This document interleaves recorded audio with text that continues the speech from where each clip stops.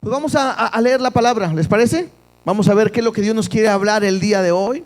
Hoy traigo un tema que yo le he titulado Su presencia, o la presencia de Dios, cualquiera de las dos, la presencia de Dios, su presencia. Y es que qué importante es poder entender que nosotros debemos de aprender a tener una intimidad con Dios y poder estar en su presencia, porque realmente es ahí donde el cristiano debe de habitar y debe de estar. Muchas veces lo hemos platicado. A veces cuando uno piensa ir al cielo, quizás tiene una expectativa muy diferente porque quiere conocer o quiere ver a alguien o quiere experimentar qué es estar en el cielo. Pero tendríamos que meditar y pensar que lo más importante para nosotros es estar cara a cara delante de Dios, en su presencia. Y el día de hoy nosotros tenemos que entender eso, porque tenemos un Dios poderoso. Tenemos un Dios que, bueno, no lo podemos ver, pero sabemos que existe, que es poderoso. Y si hay algo en el cual yo debo de enfocarme, es en tener una relación y una intimidad con Él, aunque no lo vemos. Por eso muchas veces la gente está buscando una imagen y tiene ídolos porque quieren tener algo tangible, algo palpable. Y nosotros como cristianos sabemos que Dios no lo podemos enmarcar en un solo aspecto, ¿sí?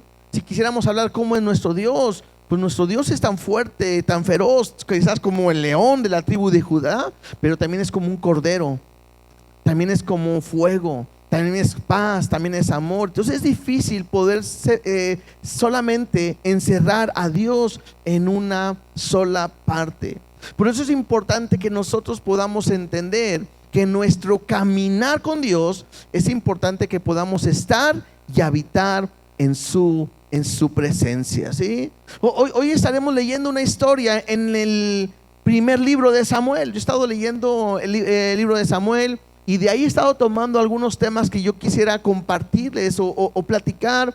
Y hoy estaremos leyendo a partir del capítulo 4. Así que abran sus Biblias en el primer libro de Samuel, capítulo 4. Y vamos a ir leyendo verso a verso como lo hacemos siempre, y veremos que podemos ir rescatando de nuestra lectura que tenemos en esta noche. Y bueno, algo que vamos a aprender el día de hoy son dos cosas. Número uno, que tenemos un Dios poderoso. Y número dos, la importancia de estar en su presencia. Así que me gustaría orar en esta noche y poner este tiempo en las manos de Dios, y que tengamos un corazón dispuesto y abierto a lo que Dios nos quiere hablar en esta noche. Dios, te doy gracias. Gracias porque eres bueno, porque eres fiel. Nadie es como tú, Señor. Y en esta hora queremos escuchar tu voz. Hemos venido para alabarte, para adorarte, y también a leer tu palabra. Queremos que tú hables a nuestras vidas. No queremos tener una reunión más, al contrario, queremos que tu presencia llene completamente este lugar. Que tu presencia nos cambie, nos transforme, nos renueve y nos permita entender la importancia de vivir contigo para siempre. Hoy te doy gracias. Háblanos, cumple tu propósito en cada uno de nosotros. Te lo pido en el nombre de Cristo Jesús. Amén y amén. Primer libro de Samuel, capítulo 4, versículo 1. Vamos a empezar a leer y dice así: y Samuel habló a todo Israel, porque a aquel tiempo salió Israel a encontrar en batalla a los filisteos, y acampó junto a Ebenezer, y los filisteos acamparon en Afec. Algo que yo quiero como un contexto recordar lo que hemos estado hablando es que Samuel es este joven que Dios hizo un milagro en una mujer que no podía tener hijos, y esta mujer lo prometió que si Dios le daba un hijo, lo iba a entregar al servicio. La semana pasada estuvimos viendo cómo Dios le habló a este joven que estaba en el templo, y recordamos que le comenté que Elí era el sacerdote en aquel tiempo, ya era viejo para este momento, y Elí tenía dos hijos que vivían de una manera incorrecta, eran impíos, profanaban la ofrenda que el pueblo llevaba para Dios. Y ellos hacían y blasfemaban delante de Dios. Y el padre, Elí, el sacerdote, no hacía nada o no hizo nada para corregirlos. Otra cosa que vimos también es que en aquel tiempo la palabra de Dios escaseaba. Eso lo mencionamos. ¿Por qué? Porque en este momento el pueblo de Israel está viviendo a su manera. En este momento el pueblo de Israel no está haciendo las cosas de la manera que Dios había mandado, había pedido. Y entonces pudiéramos manejarlo de esta manera, que el pueblo no estaba teniendo una intimidad o una relación, o Dios directamente no habla con el pueblo. Entonces Dios está usando a una persona que es Samuel. Por eso dice ahí: y Samuel habló a todo Israel. La manera en que Dios se le hablaba al pueblo, bueno, era a través de Samuel. Una vez más, el problema es que el pueblo quería vivir a su manera y hacer lo que ellos querían. También leíamos ahí en el versículo 1 que en aquel tiempo Israel se encontró en una batalla con los filisteos. ¿Quiénes son estos filisteos? Los filisteos es un pueblo enemigo que se cree que venía de Grecia, y durante todo un periodo o este tiempo del libro de Samuel, y vemos que va a ser una pesadilla para el pueblo de Dios, porque una y otra vez se van a estar enfrentando continuamente. Es un pueblo guerrero, es un pueblo peligroso, pero también es un pueblo idólatra. Y el conflicto o el problema es que el pueblo de Israel va a enfrentarse muchas veces en batallas ante ellos, y muchas veces van a perder. Y pudiéramos pensar como nosotros constantemente nos encontramos en una lucha, en una batalla diaria. Versículo 2 y versículo 3. Y los filisteos presentaron la batalla a Israel. Trabándose el combate, Israel fue vencido delante de los filisteos, los cuales hirieron en la batalla en el campo como a 4,000 hombres. Cuando volvió el pueblo al campamento, los ancianos de Israel dijeron: ¿por qué nos ha herido hoy Jehová delante de los filisteos? Interesante, ¿no? Están en una batalla, están enfrentando, pierden la batalla, pierden esta guerra y mueren como 4,000 hombres. Ellos regresan y hay una pregunta, hay una duda que ellos están haciendo: ¿por qué Jehová nos ha herido hoy delante de los filisteos? Y tenemos que aprender algo. Dios ha querido hablar a su pueblo, pero su pueblo no ha querido escuchar. Este pueblo, incluso los sacrificios que hacían, los tenían en poco. No hacían las cosas correctas y no estaban obedeciendo a Dios. Les decía hace rato, ellos querían hacer lo que ellos quieren, pero tienen una batalla, se enfrentan al enemigo y pierden. Y lo más fácil es echar la culpa a Dios en vez de ver su condición. Y creo que muchas veces podemos pensar nosotros de esta manera. Muchas veces cuando las cosas en nuestra vida no nos van tan bien, es más fácil echarle la culpa a Dios que mirar de qué manera estoy viviendo. ¿Sí? Es increíble. A veces escuchamos gente que dice: cuando yo no iba a la iglesia no tenía tantos problemas, pero ahora que estoy en la iglesia, que empiezo a buscar a Dios, que quiero leer la Biblia, ahora los problemas se vienen de a montones. Y lo más fácil es echarle la culpa a Dios. ¿Y por qué me pasa a mí esto? ¿Por qué me encuentro en tal situación? Y mira lo que dice en el versículo 3. Dice: traigamos a nosotros la solución que ellos van a encontrar. Traigamos a nosotros de Silo el arca del pacto de Jehová, para que viniendo entre nosotros nos salve de la mano de nuestros enemigos. ¿Se acuerdan qué es el arca del pacto de Jehová? Cuando estuvimos viendo el Pentateuco, los primeros libros, estuvimos viendo cómo Dios les había dicho a Moisés y al pueblo que hicieran en una caja de madera, la pudieran cubrir con oro, y en cuál de ella iban a poner ciertos elementos, que iba a estar esta caja en el lugar santísimo, donde solamente el sacerdote podía entrar una vez al año, y que ahí se iba a poner la sangre en el propiciatorio.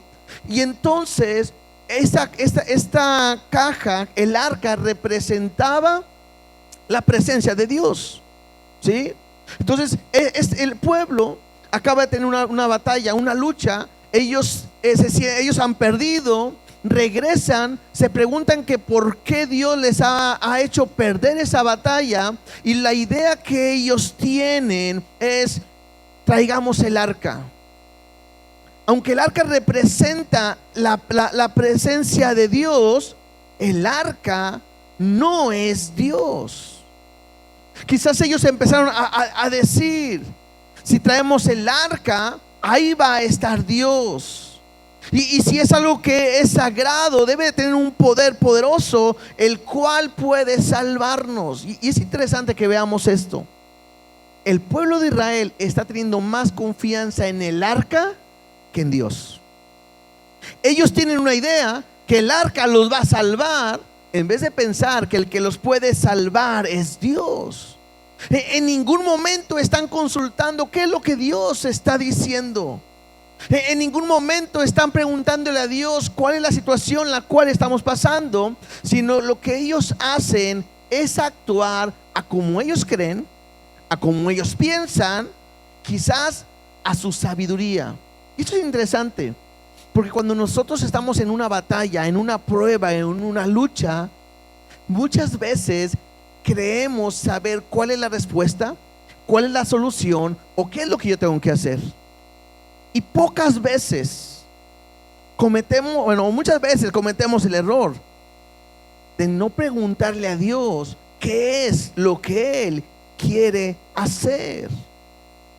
El pueblo piensa que la mejor manera de ganar es con el arca. Vayamos por ella y con eso vamos a ganar. Versículo 4.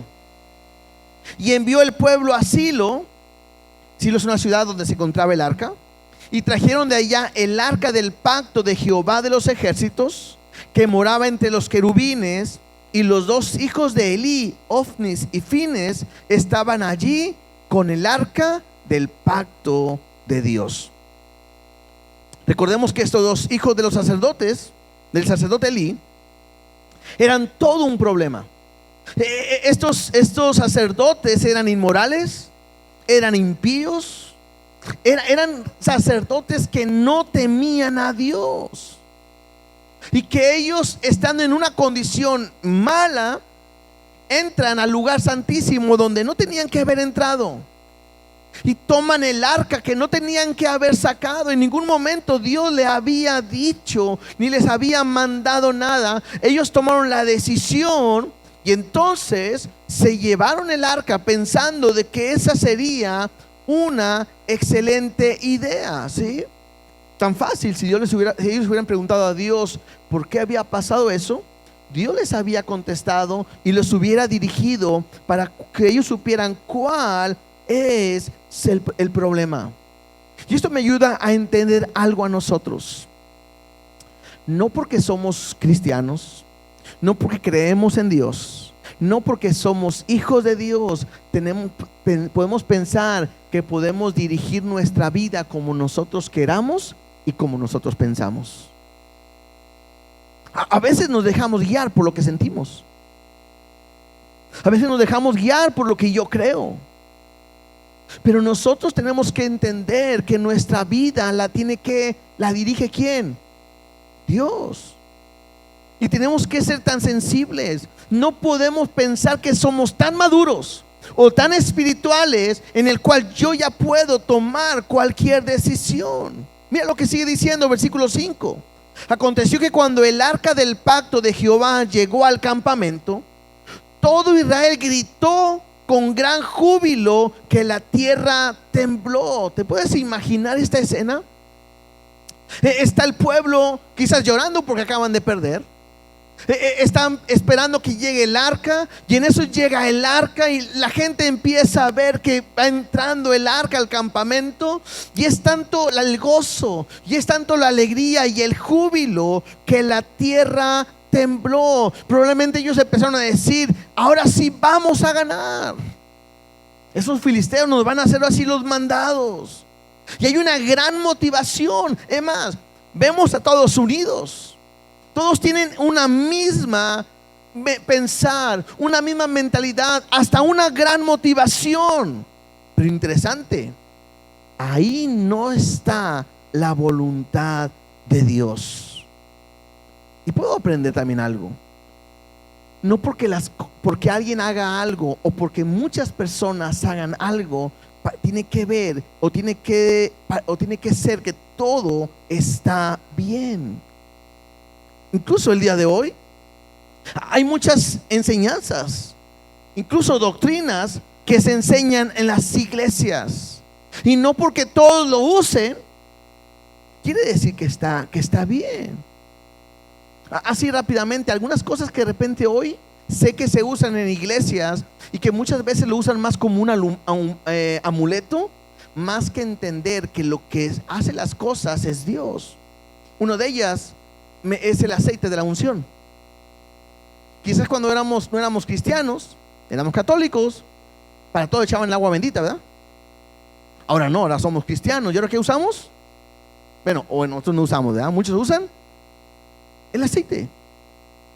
Y el aceite, hoy compran un carro y le llaman al pastor para que lo unja, pensando que si ponemos aceite en el carro, Dios lo va a guardar, nunca lo van a chocar, no se va a descomponer y va a ser el carro más bonito, ¿verdad?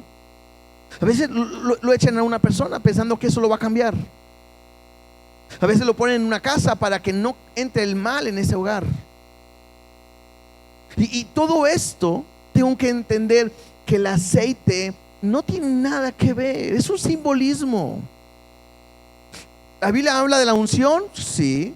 ¿La Biblia habla de ungir? Sí. Pero la Biblia me habla quién, cuándo y cómo se ungían las cosas, y no, a quiénes, algunas cosas, pero no la manera en que hoy muchas veces lo hacen.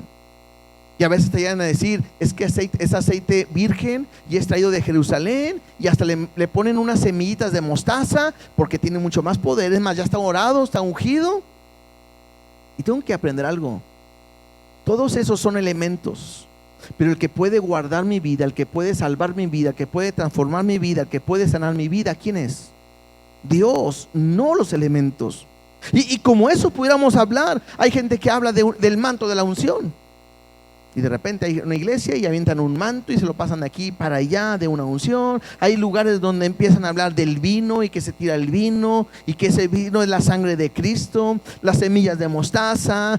Hay lugares donde usan una sal, hay lugares donde usan piedras ungidas, que quieren comprar un terreno, quieren una área y agarran piedras, estacas, las ungen, las oran, las clavan, y pareciera todo eso más algo de hechicería que algo que Dios esté enseñando.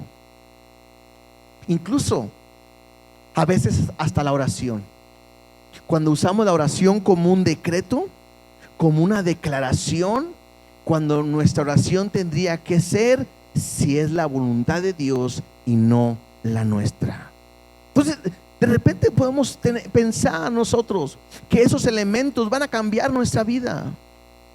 A veces llevamos a nuestro persona enferma o nuestro hijo, quizás que ore el hermano porque él tiene una unción, y cuando él ora las cosas van a suceder.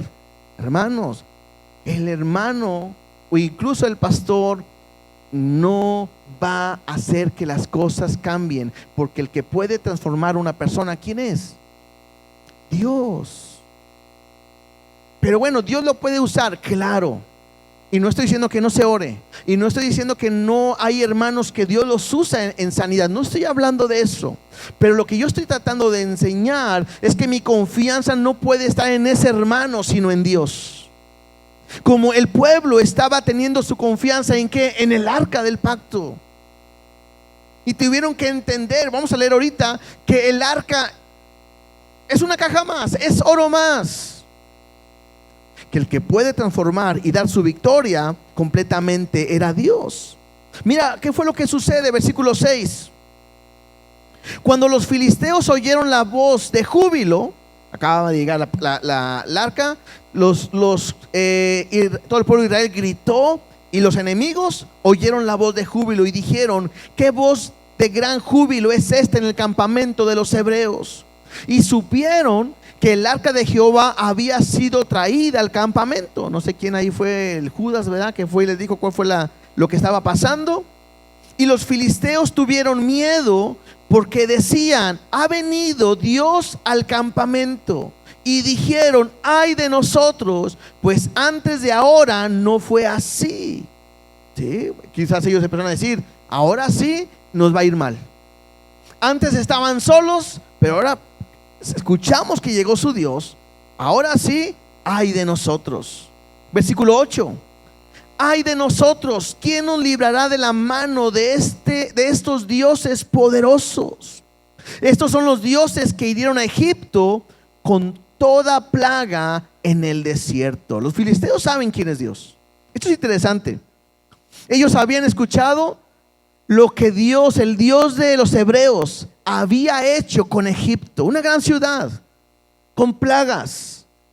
Y entonces, en vez de reconocer que están ante un Dios poderoso, estos filisteos toman valor y dice versículo 9: esforzaos, oh filisteos, y sed hombres, para que no sirváis a los hebreos como ellos os han servido a vosotros. Sed hombres y pelead. ¿Sí? De repente es una motivación.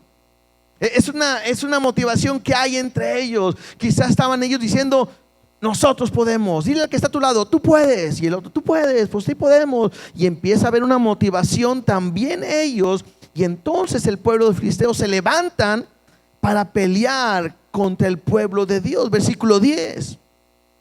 Pelearon pues los filisteos, e Israel fue vencido una vez más, y huyeron cada cual a sus tiendas, y fue hecha muy gran mortandad, pues cayeron en Israel 30,000 hombres de a pie. La segunda vez, la primera fueron 4,000, ahora 30,000 hombres. Y no para ahí, dice: y el arca de Dios fue tomada, y muertos los hijos de Elí, Ofni y Fines. Ahora fue peor. Al traer el arca, donde ellos pensaban que les iba a ayudar, bueno, ahora han perdido ¿a quiénes? A los sacerdotes. ¿Qué perdieron? 30,000 hombres. ¿Qué perdieron? El arca del pacto, la presencia de Dios. Ahora, interesante, tengo que ver esto. No quiere decir que los filisteos ganaron porque son muy poderosos, sino que es Dios dando una lección a su pueblo. E incluso Dios quiere dar una lección también al pueblo filisteo. Ahorita vamos a darnos cuenta por qué digo esto. Pero ¿qué podemos aprender nosotros en esta porción que hemos leído hasta aquí? Que el arca no sirve si Dios no está de su parte. En otras palabras, no importa qué quieras usar. Hay casas que tienen abierta su Biblia en el Salmo 91, como para que no tengan malas pesadillas o que no entre nada malo a tu casa. Pero tengo que decirte, no importa en qué le quieras poner tu confianza o tu seguridad, si Dios no está ahí, no vas a poder tener victoria. Cada uno de nosotros nos enfrentamos a diferentes batallas, luchas, cada día nos enfrentamos a ella. Pero si Dios no está contigo, vas a vivir en derrota. Aunque tú te digas cristiano, aunque seas alguien que prediques o que sirvas o cantes o toques o lo que hagas, lo que sea, si Dios no está contigo, no vas a experimentar la mano de Dios victoriosa y poderosa en tu vida.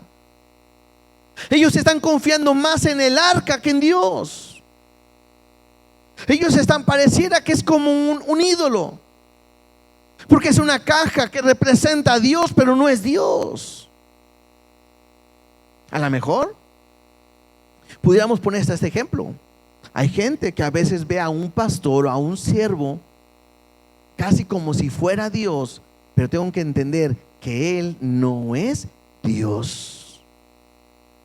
Mi confianza, mi seguridad completamente tiene que estar en Dios. Dios es soberano y todo está en su control, aunque a veces pareciera que no es así. Aunque a veces pareciera que todo está perdido, que no hay nada que hacer. Lo que tienes que hacer es buscar a Dios, ir a Dios, y Él te va a dar esa victoria. Versículo 12, sigamos leyendo. Y corriendo de la batalla, un hombre de Benjamín llegó el mismo día a Silo, donde estaba antes el arca, ¿no? Y estaba el sacerdote.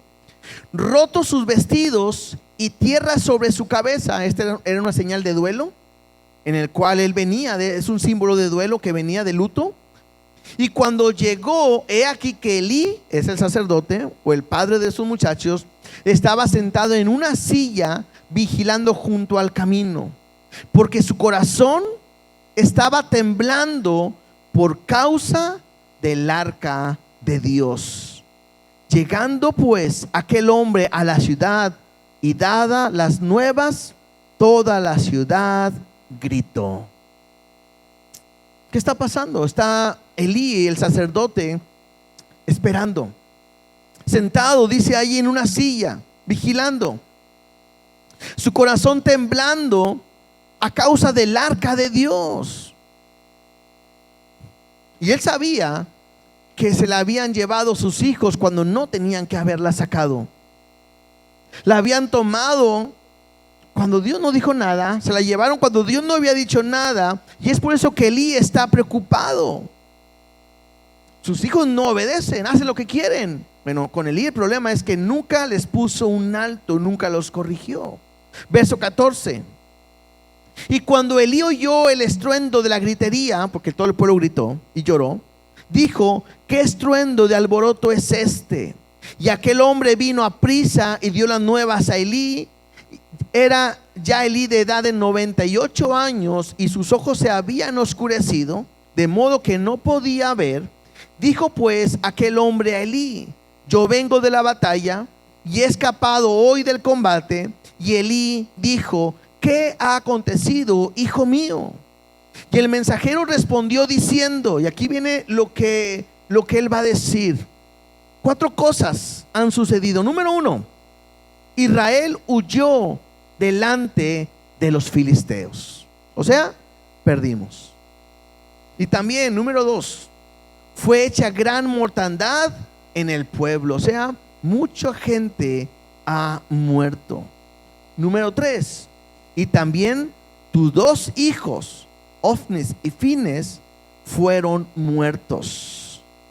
Y número 4, y el arca de Dios ha sido tomada. Dios había dicho que los hijos de Elí iban a morir. Tanto así que le había dicho a Elí que ya no iba a haber ningún sucesor de su parte y que Dios tendría que levantar otro sacerdote. Dios ya lo había dicho y ahora, bueno, se está cumpliendo lo que Dios dijo. Pero la condición del pueblo completamente está mal. Verso 18. Y aconteció que cuando él hizo mención del arca de Dios, Elí cayó hacia atrás de la silla al lado de la puerta y se desnucó y murió, porque era hombre viejo y pesado y había juzgado a Israel 40 años. ¿Te puedes imaginar la escena?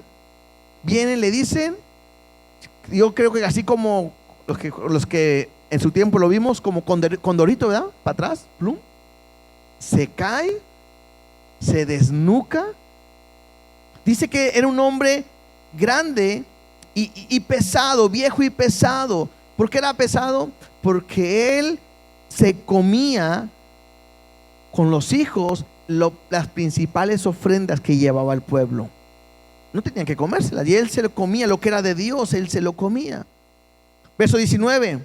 Y su nuera, la mujer de Fines, que estaba encinta, cercana al alumbramiento, oyó el rumor que el arca de Dios había sido tomada, y muerto su suegro y su marido, y se inclinó y dio a luz, porque le sobrevinieron sus dolores de repente. O sea, esta mujer está encinta, está a punto a dar a luz, escucha la noticia y se adelanta el parto. Y al tiempo que moría, le decían las que estaban junto a ella: no tengas temor, porque has dado luz un hijo. Mas ella no respondió, ni se dio por entendida. Esta mujer está muriendo. Están diciéndole: no temas, vas a tener un hijo y va a seguir tu descendencia. Dice: y llamó al niño Icabod. Esta palabra significa sin gloria, diciendo: traspasada es la gloria de Israel, por haber sido tomada el arca de Dios y por la muerte de su suegro y de su marido.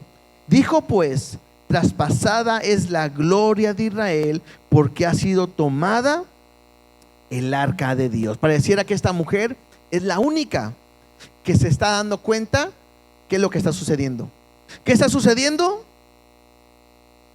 Que Israel, el pueblo de Dios, ha perdido la gloria de Dios. Capítulo 5, versículo 1. Y cuando los filisteos capturaron el arca de Dios, la llevaron desde Ebenezer a Asdod, y tomaron los filisteos el arca de Dios y la metieron en la casa de Dagón y la pusieron junto a Dagón. ¿Qué fue lo que sucedió? Bueno, ellos han perdido, el pueblo de Israel perdió.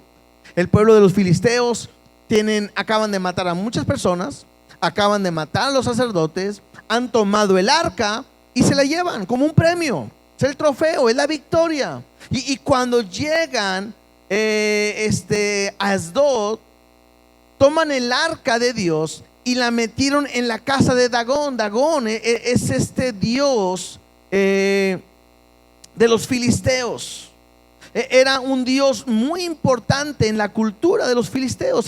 Si alguien llega a buscarlo, este dios era la imagen de un hombre y mitad pez. Y era el dios de los cultivos, el dios de la prosperidad.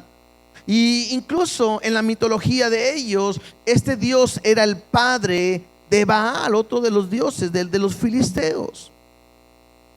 Y ellos pensaban que su Dios era mejor que el Dios de Israel. ¿Por qué? Porque lo habían vencido y tomaron el arca como una victoria, como un trofeo. Y entonces, como una ofrenda a su Dios, Dagón, lo ponen enfrente, como estar diciendo: aquí está el Dios de Israel, el cual lo ponemos delante de ti, porque tú eres un Dios poderoso en el cual has conquistado y has vencido. Esa es la idea. Y mira lo que Dios va a hacer, versículo 3. Y cuando al siguiente día los de Asdod se levantaron de mañana, he aquí Dagón postrado en tierra delante del arca de Jehová, y tomaron a Dagón y lo volvieron a su lugar. Hemos estado viendo que el arca no es Dios, pero Dios está usando el arca para darles una enseñanza al pueblo de los filisteos.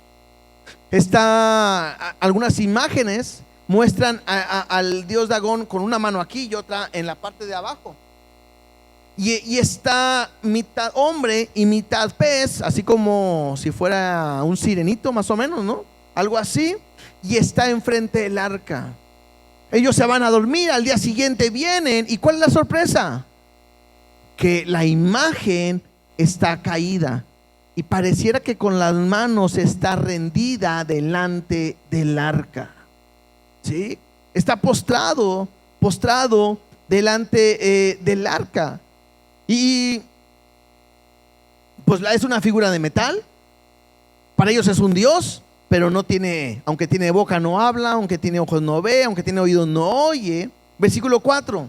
Y volviéndose a levantar de mañana, perdón, ellos la acomodan una vez más, ¿verdad? Al día siguiente, y volviéndose a levantar de mañana, al siguiente día, he aquí que Dagón había caído postrado en tierra delante del arca de Jehová, una vez más. Pero ahora ha cambiado, dice, y la cabeza de Dagón y las dos palmas de sus manos estaban cortadas sobre el umbral, habiéndole quedado a Dagón el tronco solamente. Por esta causa, los sacerdotes de Dagón y todos los que entran en el templo de Dagón no pisan el umbral de Dagón en Asdod hasta hoy. ¿Qué fue lo que sucedió? Al día siguiente pasa lo mismo. Ellos entran. ¿Cuál es la sorpresa? Que el Dios de ellos una vez más está tendido, rendido delante de Dios, pero con una diferencia. Ahora sin la cabeza, o está desprendida la cabeza, y están desprendidas también las manos. Y era algo muy normal. Cuando un rey conquistaba un reino, algo que se hacía es que le cortaba la cabeza al rey que fueron vencidos, y se llevaba como una muestra de que han conquistado, y para dar a entender que ese rey no podrá hacer nada. Y le cortaban las manos por lo mismo, porque me hablaba de que ese rey tampoco podía hacer nada completamente sin las manos, sin cabeza y sin manos, no podía hacer nada. Para ellos tenía ese simbolismo. Pero están tan cegados los filisteos que ellos ven que las manos de ese su dios Dagón está tocando el umbral o el piso, que ellos dijeron: a partir de ahora el piso o el umbral es santo, no lo pisemos, porque las manos de nuestro Dios la han tocado.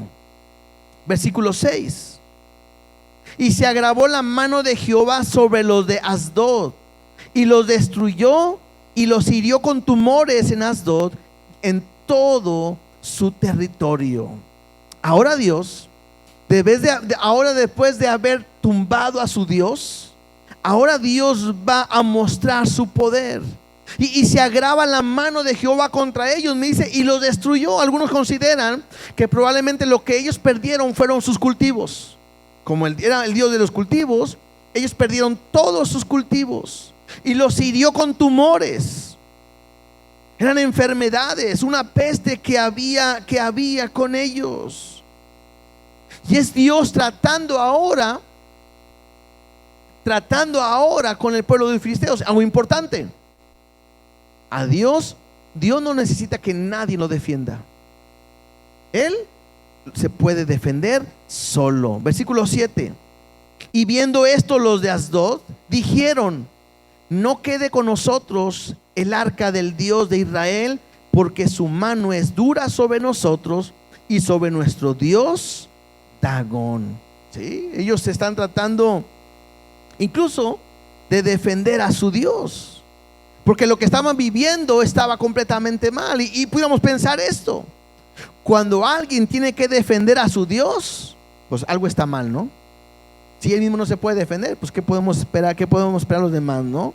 Y convocaron pues a todos los príncipes de los filisteos y le dijeron: ¿qué haremos del arca de Dios de Israel? Y ellos respondieron: pásese el arca de Dios de Israel a Gat. Y pasaron allá el arca del Dios de Israel. Ellos probablemente pensaron como que esto es coincidencia. ¿Cómo ven si llevamos el arca a otra parte? Sí, pasémosla allá, y es nuestro trofeo. Y se la llevan a Gad. Versículo 9. Y aconteció que cuando la habían pasado, la mano de Jehová estuvo contra la ciudad con gran quebrantamiento, y afligió a los hombres de aquella ciudad, desde el chico hasta el grande, y se llenaron de tumores. ¿Qué pasó? Exactamente lo mismo.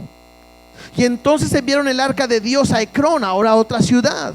Y cuando el arca de Dios vino a Ecrón, los ecronitas dieron voces diciendo: han pasado a nosotros el arca de Dios de Israel para matarnos a nosotros y a nuestro pueblo.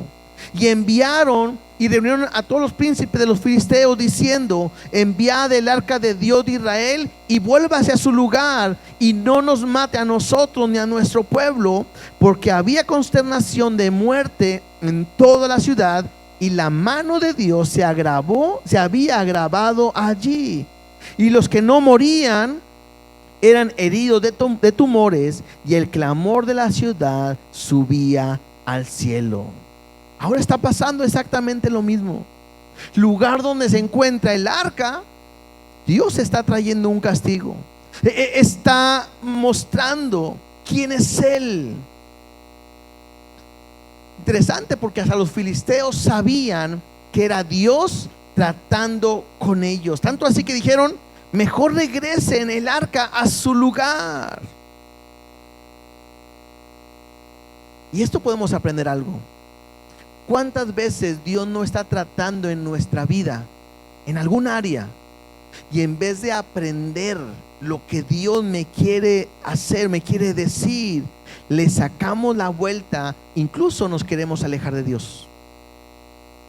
Yo les decía hace una semana, no me acuerdo si fue en domingo o en martes, que de repente ha venido gente que Dios es tan clara que le habla en una área que ella está batallando. Esa persona batallaba, y lo que ella hacía era que se iba enojada por lo que Dios le estaba diciendo.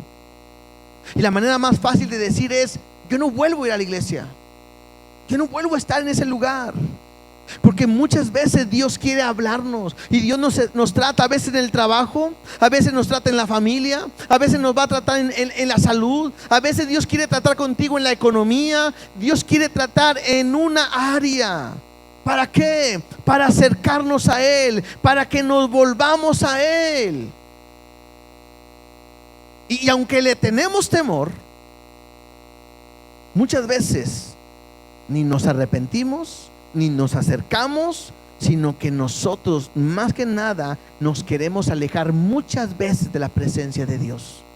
Eso es increíble, porque es Dios hablándote, buscándote día a día, queriendo que vayas a su presencia, que entiendas que en Él hay ayuda, hay salvación, hay cuidado, hay amor, hay paz, hay esperanza.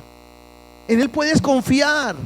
Pero muchas veces, aunque Dios te hable, aunque Dios trate, endurecemos nuestros corazones y no queremos entender. Está este pueblo sabiendo que es Dios tratando en sus vidas, y en vez de cambiar y buscar a Dios, lo que quieren hacer ahora es deshacerse de Dios. Aunque saben que es poderoso, aunque están viendo su mano, no se quieren rendir, al contrario, se quieren deshacer de la presencia de Dios. Capítulo 6, versículo 1. Y estuvo el arca de Jehová en la tierra de los filisteos 7 meses. Entonces los filisteos, llamando a los sacerdotes y adivinos, preguntaron: ¿qué haremos del arca de Jehová? Hacernos saber de qué manera la hemos de volver a enviar a su lugar. Entonces, ¿qué ha pasado? En todo ese tiempo han sido 7 meses. Los filisteos llaman a sus sacerdotes, no a los sacerdotes de Dios, y le dicen: ¿qué haremos con el arca de Jehová? Versículo 3. Ellos dijeron: si enviares el arca de Dios de Israel, no la envíes vacía, sino pagadle la expiación. Entonces seréis sanos y conoceréis por qué no se apartó de vosotros su mano. En otras palabras, están diciendo: envíala, pero no puedes enviarlo con las manos vacías. Paga la deshonra que has provocado, ¿sí? Y probablemente al hacer eso, Dios quite su mano de nosotros. Y ellos dijeron: ¿y qué será la expiación que le pagaremos? Ellos respondieron: conforme al número de los príncipes de los filisteos, 5 tumores de oro y 5 ratones de oro, porque una misma plaga ha afligido a todos vosotros y a vuestros príncipes. Haréis pues figuras de vuestros tumores. Quién sabe cómo se llaman esas figuras, ¿verdad? Pero eran sus tumores. Y de vuestros ratones que destruí en la tierra. Por eso piensan que cuando los destruyó, acabaron los ratones con todos los plantíos. Y daréis gloria al Dios de Israel, quizás aliviará su mano sobre vosotros y de sobre vuestros dioses y de sobre vuestra tierra. O sea, el pago que ellos quieren hacer es para que Dios los deje en paz y puedan sanar su tierra, puedan estar ellos bien, e incluso hasta deje a sus dioses, porque hasta Dagón estaba perdido. Versículo 6. ¿Por qué endurecéis vuestro corazón? Es interesante porque todo esto lo están hablando los filisteos. ¿Por qué endurecéis vuestro corazón como los egipcios y Faraón endurecieron su corazón? Después que los había tratado así, no los dejaron ir y se fueron. Entonces, ellos sabían lo que Dios había hecho con Egipto, las 10 plagas, lo que Dios había hecho y cómo había acabado con ellos. Pero nada de eso había hecho que el faraón se arrepintiese. Entonces ellos están diciendo que no deben endurecer su corazón. Y otra vez, para nosotros, si tú conoces al Dios en el cual nosotros creemos, confiamos, lo que no puedes hacer es endurecer tu corazón. En otras palabras, si Dios ha estado hablando tu vida una y otra vez, ten cuidado de que no endurezcas tu corazón, porque hay un ejemplo tan grande, y es cómo Dios actuó con Egipto, con el faraón. Cómo Dios le ponía una plaga y después se la quitaba, porque parecía como que había entendido. No, ya entendí, los voy a dejar ir. Y cuando ya Dios le quitaba la prueba, se endurecía. Y venía otra plaga. Y entonces decía, no, dile a Dios que me quite la plaga y los voy a dejar ir. Y fue 1, 2, 3, 4, 5, 6, 7, 8, 9, 10. Y Dios acabó con Faraón, su corazón endurecido. Y esto es interesante para nosotros, porque no pudiéramos o no deberíamos de endurecer nuestro corazón cuando Dios está hablando con nosotros. Si es realmente que sabes quién es nuestro Dios, deberíamos de tener temor. Hay gente que le tiene miedo a la muerte, pero le debería de tener más miedo a lo que sucede después de que llegue la muerte, al lugar donde va a ir después de que Dios nos llame a su presencia. Versículo 7. Haced pues ahora un carro nuevo y tomad luego 2 vacas que críen, a los cuales no ha sido puesto yugo, y uncid las vacas al carro y haced volver sus becerros de detrás de ellas a casa. Tomaréis luego el arca de Jehová y la pondréis sobre el carro, y las joyas de oro que habéis de pagar en ofrenda por la culpa, y las pondréis en una caja al lado de ella, y la dejaréis que se vaya, y observaréis.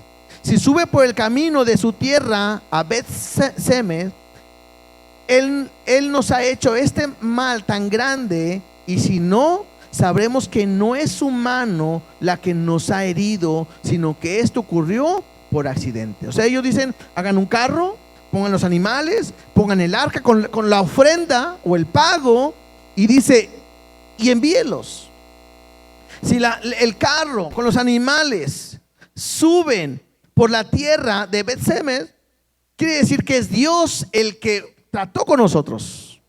Pero si ellos se van para otro lado, ok, tranquilos, no fue Dios, simplemente fue un accidente. Y aquellos hombres lo hicieron así, tomando 2 vacas que criaban, la uncieron al carro y encerraron en casa sus becerros. Luego pusieron el arca de Jehová sobre el carro y la caja con los ratones de oro y las figuras de sus tumores. Y las vacas se encaminaron por el camino de Bet-Semes y seguían camino recto, andando y bramando, sin apartarse ni a derecha ni a izquierda. Y los príncipes de los filisteos fueron tras ellas hasta el límite de Bet-Semes, y los de Bet-Semes segaban el trigo en el valle, y alzando los ojos vieron el arca y se regocijaron cuando la vieron. ¿Qué podemos entender? Pues Dios estaba guiando a estas vacas y las llevó directo a donde tenían que ir. Interesante, el arca volvió sola. No tuvieron que traerla, no tuvieron que rescatarla de su prisión. Y le decía ahorita, Dios puede solo defenderse. Él no fue capturado, pero Él está tratando de enseñarle tanto a su pueblo como al pueblo de los filisteos quién es Él y que Él es un Dios poderoso. Verso 14. Y el carro vino al campo de Josué de Bet-Semes y paró allí donde había una gran piedra. Y ellos cortaron la madera del carro y ofrecieron las vacas en holocausto a Jehová. Y los levitas bajaron el arca de Jehová y la caja que estaba junto a ella, en la cual estaban las joyas de oro, y las pusieron sobre aquella gran piedra. Y los hombres de Bet-Semes sacrificaron holocausto y dedicaron sacrificios a Jehová aquel día.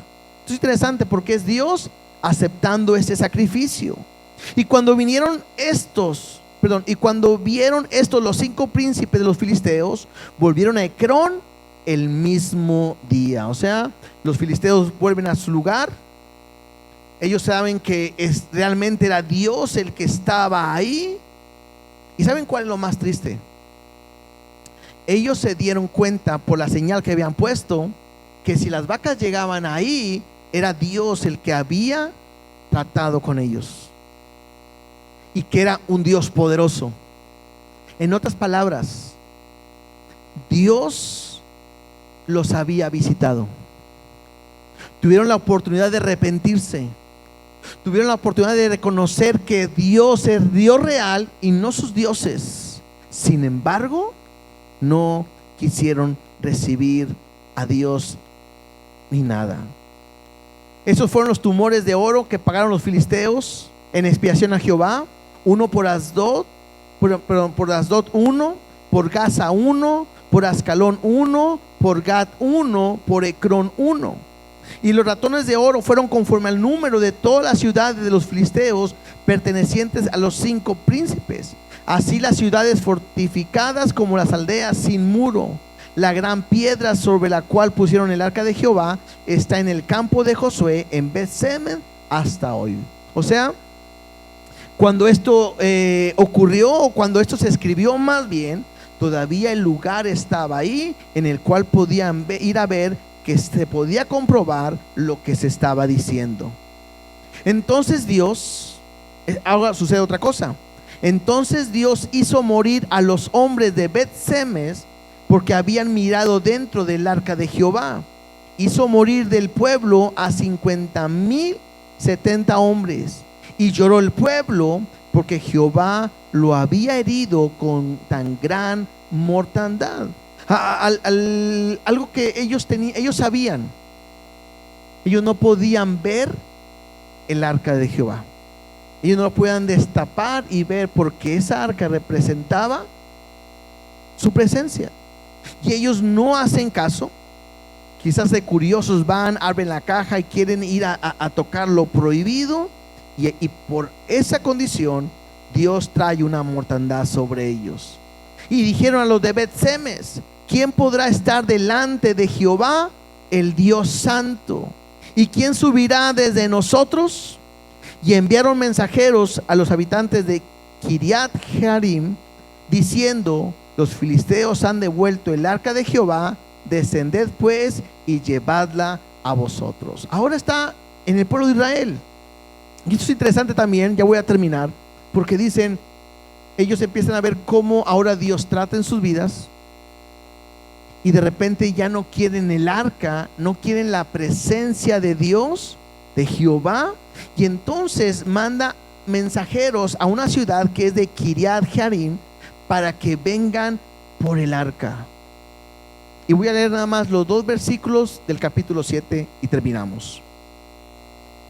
Y vinieron los de Kiriat Jearim y llevaron el arca de Jehová y la pusieron en casa de Abinadab, situada en el collado, y santificaron a Eleazar su hijo para que guardase el arca de Jehová. Lo que hacen esta ciudad, sus habitantes santifican a Eleazar, que tenía que ser de la tribu de Leví, y que hacía lo correcto para poder resguardar el arca de Dios.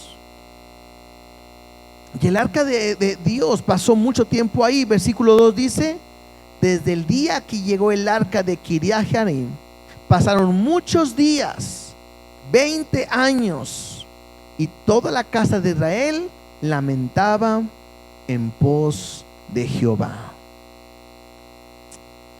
20 años. Del versículo 1 del capítulo 7 al versículo 2 del capítulo 7 pasaron 20 años donde el arca de Jehová no estaba en el lugar donde tenía que estar, sino que la habían olvidado en este lugar.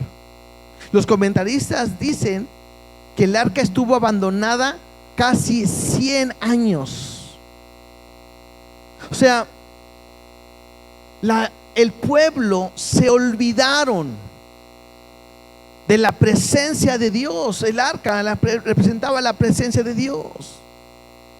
Y eso es lo triste, porque llega un momento, como ellos estaban mal, como estaban en pecado, como no hacían lo correcto, lo más fácil es tener la presencia de Dios alejada.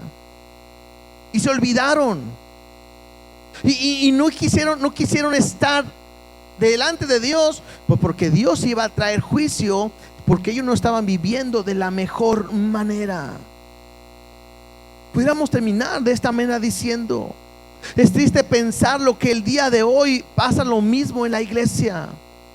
Quizás hay gente que está acostumbrada a ir a una iglesia buscando, como lo que decía al principio, algo que me hace pensar que ahí está Dios, como un amuleto, como el sentir algo, como el que me toquen o el que me unjan o algo. Pero algo que se han olvidado es directamente de la presencia de Dios. Además, yo podría decirte: ¿cuándo fue la última vez que tuviste una intimidad y una relación donde tú sentiste la presencia de Dios? Aunque tengo que entender que Dios está en todas partes, y no es necesario tener una experiencia sobrenatural para poder pensar que Dios está conmigo. Pero sí debo de entender que cuando alguien está en la presencia de Dios, es algo que sabe uno que ha estado y que está en ese momento. De repente la iglesia está metida, tan metida quizás en rituales,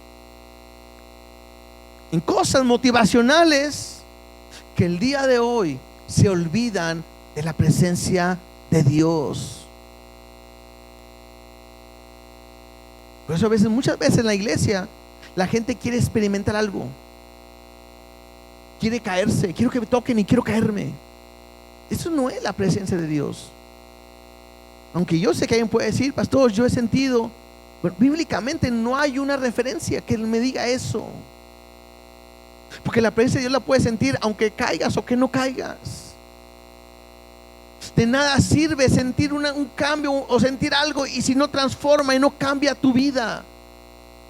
Lo que hoy tenemos que entender es que la iglesia debe de aprender a habitar en la presencia de Dios. Por eso les dije en un principio: a veces queremos llegar al cielo para ver qué vamos a experimentar, más que anhelar estar en la presencia de Dios. Y a veces nos olvidamos, aunque Él nos habla, aunque Él nos bendice, aunque Él nos ayuda, aunque Él siempre está al tanto de nosotros, bendiciéndonos, muchas veces lo que menos nos preocupamos es estar en la presencia de Dios. Algunas ocasiones llegamos y estoy pensando que si ya se va a acabar, que tengo hambre, ya me quiero ir, tengo sueño.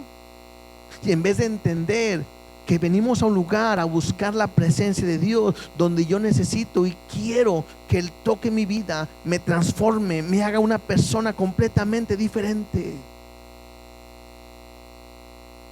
Más, quizás alguien puede tomar a Jesús incluso como un elemento más, porque si voy a Jesús o voy a la iglesia, se me van a quitar mis problemas, se me van a quitar mis necesidades, o me voy a sanar, sin entender que lo que importa realmente es mi relación que yo debo tener con Él todo el tiempo.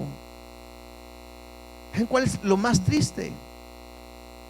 Como cuando Dios, ahorita vimos que Dios visitó a los filisteos y ellos no quisieron entender. Como cuando Jesús llora afuera de la ciudad y dice: si hubieras entendido que hoy era el tiempo de tu visitación. Pero ellos estaban tan cerrados. Lo más triste es cuando Dios quiere tocar tu vida, cuando Dios te quiere hablar, cuando Dios te quiere transformar, cuando Dios ha estado tocando tu corazón y en vez de poder aceptar, te endureces. Y no entiendes que es Dios que quiere tocar tu vida, quiere visitar tu vida, quiere transformarte, quiere que le conozcas como un Dios todopoderoso. El problema es que a lo mejor ni me había dado cuenta que tengo rato de no sentir la presencia de Dios. Y me he acostumbrado a llegar a la iglesia, a sentarme, a cantar, a levantar mis manos, a adorar, a ofrendar, a escuchar, a anotar, a irme. Y de repente, pues sí aprendí, sí escuché, pero en la presencia de Dios,